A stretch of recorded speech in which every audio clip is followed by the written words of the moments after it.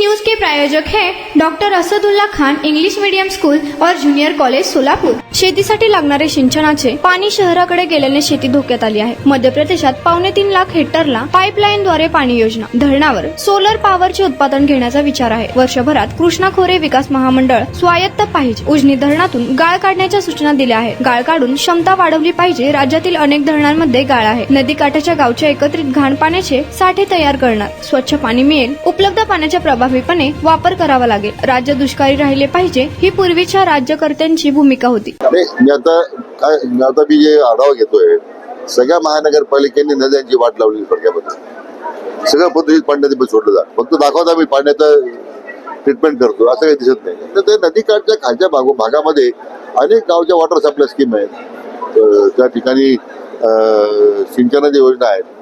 आता मग आम्ही असा विचार केला की ज्या महानगरपालिकेकडे पैसे आहेतच त्यांच्याकडे, परंतु ज्या नगरपालिका आहेत, ग्रामपंचायती आहेत, त्यांचं पाणी जे सोडलं जातं त्यांच्याकडे निधी नाही आहे।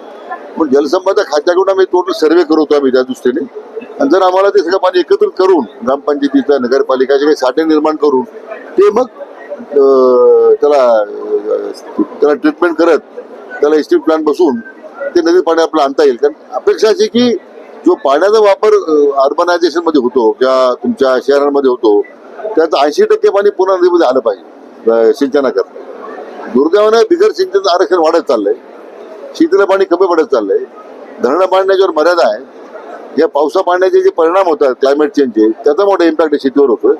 तर सर्वांचा विचार आपल्याला करावाच लागेल। Unique education society doctor Asadullah Khan English medium school और जूनियर कॉलेज के 10वें वर्धापन के अवसर पर नर्सरी, LKG, UKG एडमिशन पर अब 3000 रुपए का डिस्काउंट। इतना ही नहीं बल्कि ग्रेड 1 और ग्रेड 2 के एडमिशन पर 5000 रुपए की छूट।